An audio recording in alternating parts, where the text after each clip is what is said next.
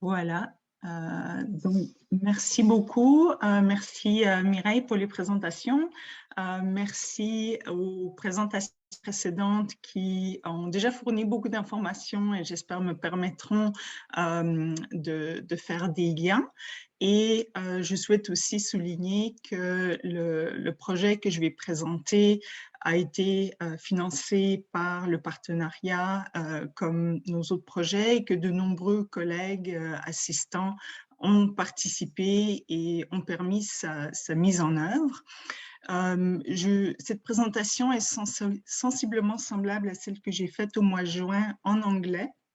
Mais j'espère, comme on a eu le temps d'y réfléchir, de souligner d'autres aspects du projet.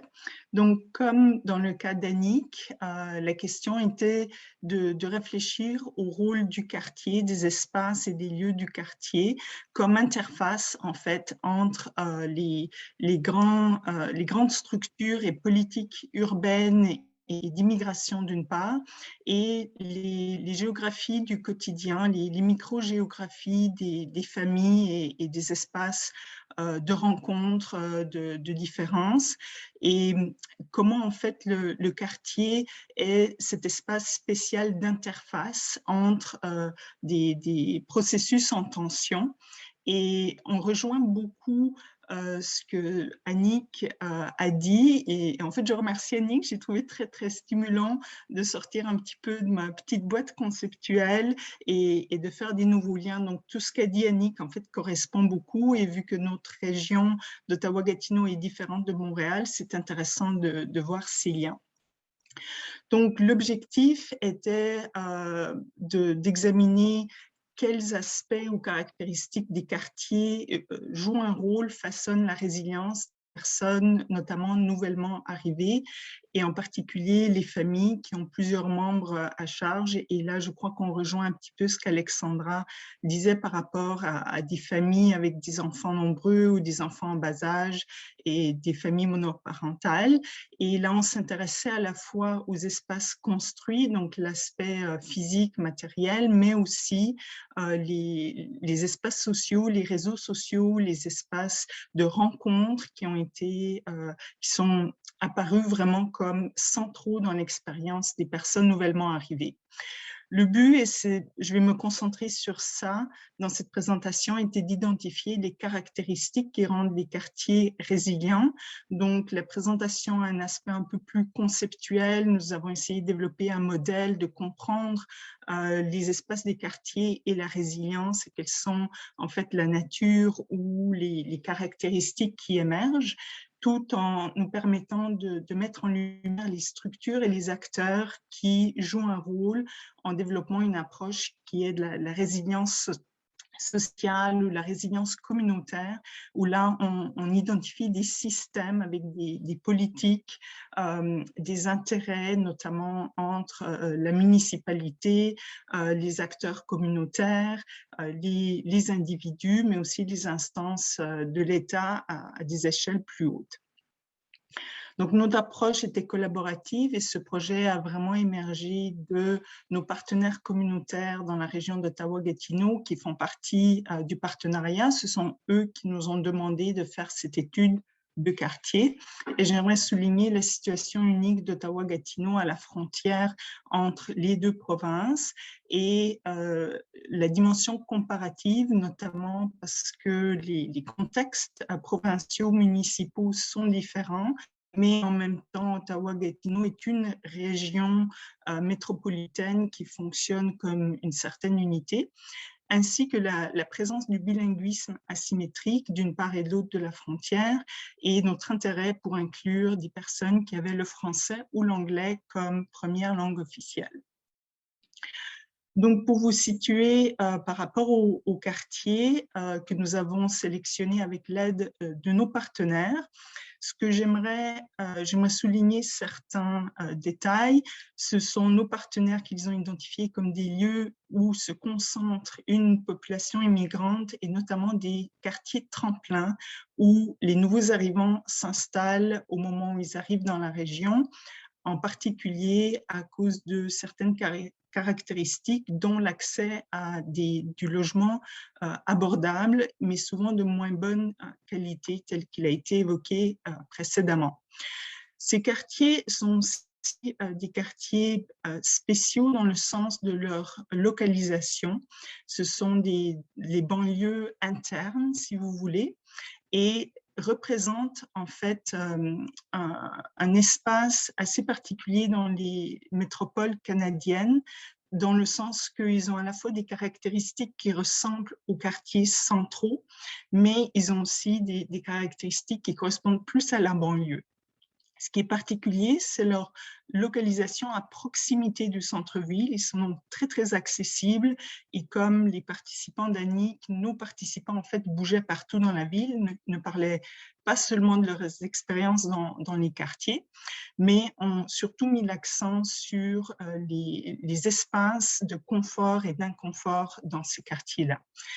Ce sont en fait des quartiers qu'on peut identifier comme une frontière urbaine à cause de la disponibilité de l'espace qui est encore, et sont devenus des endroits de développement urbain et entre autres de gentrification à une époque où en fait le centre est déjà pas mal saturé. Donc je vais parler de la frontière urbaine et du travail de Neil Smith en géographie sur la ville revanchiste. Et ces trois quartiers en fait sont des quartiers de conflit en ce moment entre les personnes peu nanties qui peuvent se permettre de payer des logements de mauvaise qualité, mais aussi la destruction de ces derniers logements de mauvaise qualité pour en fait gentrifier et profiter de la localisation à la proximité du centre-ville pour en fait attirer des classes mieux nanties et en fait les remplacer. Donc la thématique de la ville revanchiste ou de la frontière urbaine a été très très forte dans nos recherches. Et enfin, j'aimerais souligner que chacun des quartiers a vécu une expérience éprouvante, notamment à Ledbury, dans le sud d'Ottawa. Il y a eu une série d'évictions de la compagnie Timber Creek qui a affecté notamment des familles immigrantes racisées et peu nanties qui n'avaient nulle part ailleurs où aller. À Vanier, beaucoup de réfugiés s'y sont installés, notamment après 2015, dont des réfugiés syriens. Mais c'est comme une dernière frontière pour installer des réfugiés. Et enfin, Montbleu a été touché par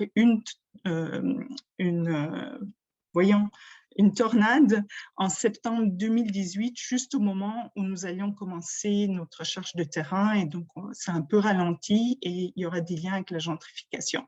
Donc, ce sont des quartiers super divers. Rapidement, pour vous donner une idée, à gauche, comment les deux quartiers d'Ottawa comparent avec la moyenne d'Ottawa, une proportion bien plus élevée d'immigrants, de population issus des minorités visibles, des locataires, aussi une population surreprésentée qui ne parle pas l'anglais ou le français comme première langue, et de manière semblable du côté de Montbleu par rapport à Gatineau. Donc, les trois quartiers ont vécu ces incidents, comme je vous avais dit, qui, en fait, ont testé la résilience des villes respectivement, mais aussi des populations qui étaient nos participants. Nous avons procédé à une approche qualitative en plusieurs étapes. J'ai souligné notamment notre étude ethnographique pour complémenter les entrevues PhotoVoice qui ont été l'outil principal. Les entrevues PhotoVoice sont des entrevues pour lesquelles les prises de photographie est une composante intégrante.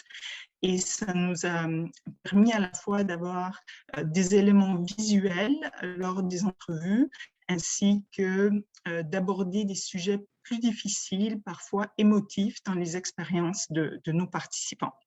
Et nous avons fait un retour en visitant les quartiers et nous avons invité des participants et d'autres résidents qui nous ont aidés en fait à vérifier et complémenter notre analyse. Donc, nos participants provenaient de plusieurs régions du monde, mais chaque quartier avait des profils sensiblement distincts. Nous n'avons pas sélectionné par rapport aux catégories d'immigration, mais vous voyez du côté d'Ottawa, les réfugiés étaient relativement surreprésentés, tandis que du côté de Mont-Bleu, nous avions des participants notamment économiques et issus de la réunification familiale. Les femmes étaient sensiblement surreprésentées et nous avons essayé vraiment d'avoir plus de participants hommes. Nous visions des nouveaux arrivants qui étaient au Canada depuis 5 ans et moins. Ce que nous avons réussi à atteindre, notamment à Overbrook et à Mont-Bleu. À Ledbury, nous avons eu plus de difficultés. Nous avons donc un peu changé nos critères et avons aussi inclus des participants qui étaient au Canada depuis plus de 5 ans. Et généralement, nos participants avaient des revenus de ménage sous les 40 000 $. Donc, l'aspect principal au point de vue conceptuel que je voulais partager, c'était un cadre qui émerge de nos analyses pour comprendre le rôle des quartiers à l'interface en fait, des structures et politiques urbaines et au niveau plus élevé, et les micro-géographies des immigrants dans les quartiers. Suite à nos analyses, je suis par hasard tombée sur le concept de ville habitable dans le cadre d'une autre recherche, et j'ai réalisé qu'en fait nos résultats correspondaient vraiment aux 4 critères qui sont inclus dans les villes habitables, qui sont la marchabilité, à savoir l'accès notamment piétonnier au transport public, l'accès aux infrastructures, la proximité. Les questions de durabilité, qui sont tant au point de vue de la durabilité des espaces construits, mais aussi des espaces sociaux. Les enjeux de communauté, notamment les questions d'inclusion, de sens d'appartenance, de diversité, pluralité, accueil, ainsi que l'interconnectivité, faire en général plus à l'interconnectivité entre infrastructures, par exemple la possibilité de voyager en transport en commun pour accéder à divers services, mais nous l'avons étendu pour parler aussi de l'interconnectivité sociale et communautaire. Donc, nos résultats correspondent par rapport à ce que nos participants nous ont dit à ces 4 aspects des villes habitables, comme je vais vous illustrer dans un moment. Mais il ressent aussi que les villes habitables sont en fait en tension entre la gouvernance néolibérale qui a affecté nos villes depuis 3 décennies ou plus, notamment les politiques d'austérité qui contribuent à augmenter les inégalités sociales et économiques, notamment qui touchent les nouveaux arrivants et les immigrants, et la lutte constante pour les espaces urbains, peut-être la production de l'espace urbain, notamment à travers la gentrification, et le fait que les villes, les gouvernements municipaux font encore face à des défis de financement et utilisent la production de l'espace pour acquérir un revenu aux dépens souvent des groupes plus vulnérables tels que les immigrants. Mais dans les quartiers que nous avons étudiés, nous avons vraiment vu la façon dont les immigrants s'approprient les espaces et en fait contribuent à construire des espaces inclusifs, notamment à travers la diversité, l'accueil, les éléments qu'Annick mentionnait tout à l'heure. Et donc, j'aimerais proposer de penser la résilience immigrante à travers les quartiers en utilisant le modèle de la ville habitable, mais en interface avec les tensions autour des structures et politiques d'une part et la création d'espaces immigrants de l'autre. Donc, pardon, je crois que j'ai déjà... excusez-moi, je suis allée du mauvais côté. Donc, du côté de la marchabilité, nos participants ont beaucoup souligné la localisation, la proximité des quartiers, l'accès à des services et des infrastructures. Ils ont beaucoup souligné l'accessibilité à des parcs qui sont des espaces très importants comme lieu de socialisation, mais aussi de vie quotidienne, les centres communautaires, l'accès aux écoles, les bibliothèques. Et en rouge, j'ai indiqué les aspects qui parlent de manque ou de problèmes d'enjeux, notamment autour de financement, d'accès de ressources qui évoquent les enjeux des politiques néolibérales, des problèmes d'austérité, notamment un manque de financement pour des services, des programmes, malgré la dépendance du transport en commun, le fait que la hausse des prix et la mauvaise fonction affectaient la vie quotidienne, et malgré des possibilités de marchabilité, des enjeux notamment de sûreté, des routes et des trottoirs en mauvais état, des problèmes de déneigement, et ainsi de suite. Du côté de la durabilité, ce qui est ressorti, c'est l'accès au logement abordable et assez spacieux pour loger des familles nombreuses. Et le fait que dans ces quartiers, vu la mauvaise qualité des logements, les propriétaires ou les propriétaires souvent ne demandaient pas de référence ou d'antécédents d'histoire de crédit, ce qui permettait à nos nouveaux arrivants de facilement accéder à du logement. Mais outre ces possibilités, les enjeux, notamment d'entretien des immeubles, des appartements, l'expérience des évictions à Ledbury, l'impact de la tornade qui a affecté en fait la section la plus vulnérable du quartier, sont ressortis comme des enjeux négatifs. La criminalité et surtout l'insécurité à cause de la présence d'activités de gangs et autres, et des tensions avec la police, c'était un autre enjeu évoqué par la majorité de nos participants. Pour ce qui est des services et programmes dans les quartiers, généralement, les participants ont évoqué le fait qu'ils ont accès à toutes sortes de programmes qui sont utiles et adéquats, et qu'ils utilisent aussi les réseaux sociaux et l'entraide, mais l'entretien des espaces publics, notamment le manque d'entretien des parcs, des infrastructures, des routes, les affecte. Un manque aussi de programmes adéquats, notamment pour les jeunes et les enfants, des problèmes de santé mentale et le coût pour pouvoir utiliser des programmes récréatifs, notamment pour les familles nombreuses. Donc, en rouge, encore une fois, pour souligner des problèmes structurels qui vont au-delà de ce que les personnes immigrantes peuvent gérer ou contrôler.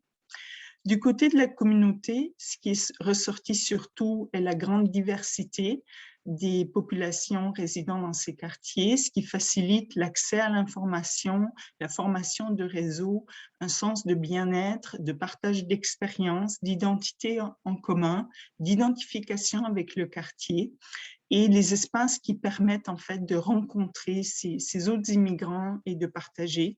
Et le grand soutien, l'entraide notamment entre des membres de famille, les amis, les voisins, qui en fait permettent de surmonter la majorité des défis auxquels ils font face. Mais un grand enjeu qui a été noté dans les 3 quartiers est les représentations négatives qui affectent ces communautés, tant par la couverture médiatique que la réputation, les stéréotypes, et surtout le fait que les liens sont faits entre la présence d'activités criminelles et les minorités ethno-raciales, alors que souvent ce sont des gangs qui viennent d'en dehors de ces quartiers et y opèrent.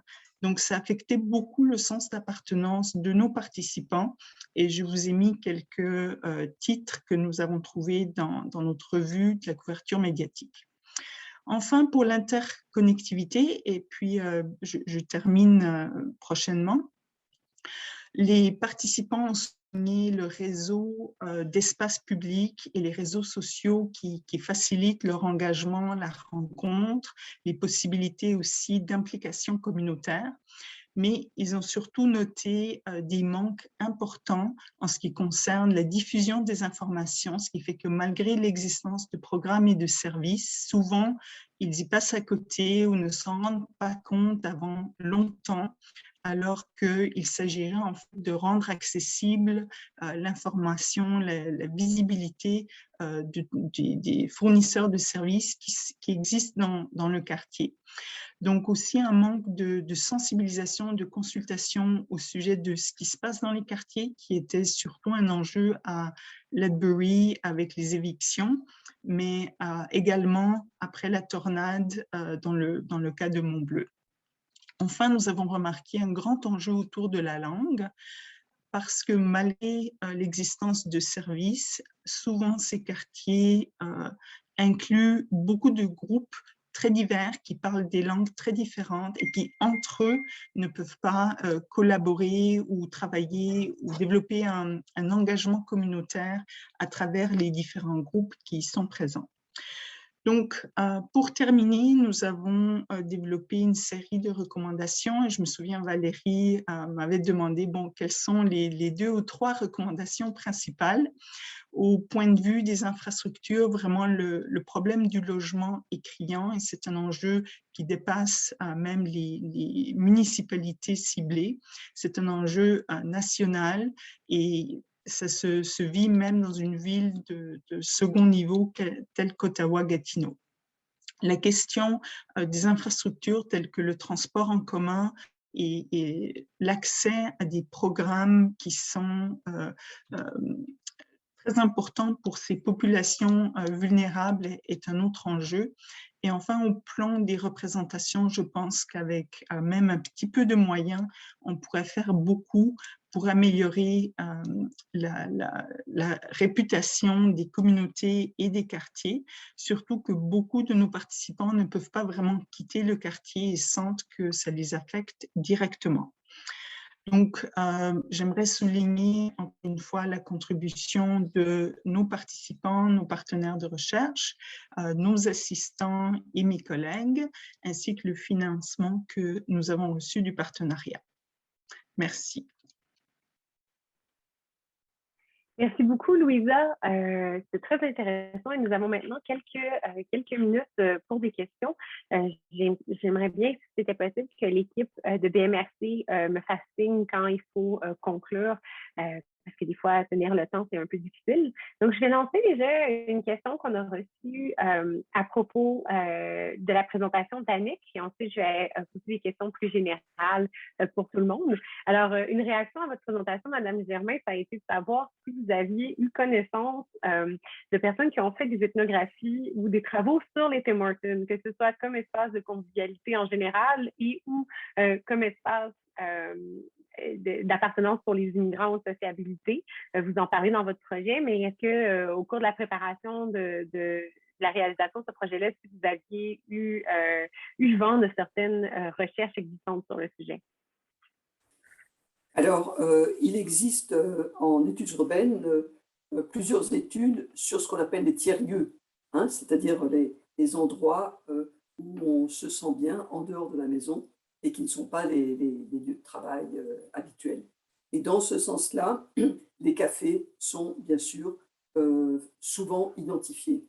Mais je dois dire que je ne connaissais pas d'études portant spécifiquement sur les nouveaux arrivants. Je n'ai peut-être pas précisé tout à l'heure que nous avons interrogé des gens qui étaient là depuis moins de 3 ans, hein, donc c'est vraiment nouveaux arrivants. Et le rôle privilégié que jouent les Tim Hortons, les Starbucks, etc., pour cette clientèle-là. Et en fait, donc peut-être qu'il existe de la littérature là-dessus, mais moi, je n'avais pas lu quelque chose avant. Et j'étais vraiment étonnée de voir que, au fond, pour les immigrants, ces endroits sont des endroits où ils accueillent tout le monde. Donc, c'est eux qui accueillent. C'est intéressant et Jill MD est très motivée à lancer un projet sur la question. Moi, j'avoue que j'embarquerai aussi vraiment avec Jill, d'autant plus que c'est intéressant parce que le Tim Hortons est à la fois un espace, comme vous le documentez, Madame Germain, mais aussi un employeur immigrant. Donc, il y a tout ça qui se joue. Il y a la question, bien sûr, de l'accessibilité des prix qui demeure assez bas par rapport à d'autres cafés et d'autres espaces urbains. Donc, ça serait intéressant d'explorer ça. On s'en reparle.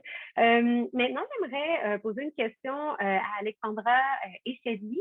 Louisa a terminé sa présentation avec certaines recommandations. Je me demandais si, après avoir travaillé aussi longtemps sur le projet Vivons nos quartiers, si vous aviez des recommandations à faire issues de vos recherches, et que ce soit pour les organismes ou que ce soit pour les gouvernements aussi qui financent des projets ou qui pourraient financer des projets tels que Vivons nos quartiers. Je crois qu'il y a, il y a plusieurs recommandations, puis c'est ce que j'ai dit à la fin aussi, dans le sens qu'il y a cette envie de concertation, l'importance de développer des outils de concertation, de financer ces outils-là, de reconnaître qu'il y a des financements essentiels en termes d'accueil, d'intégration, mais aussi en termes de cohabitation interculturelle, de rapprochement interculturel.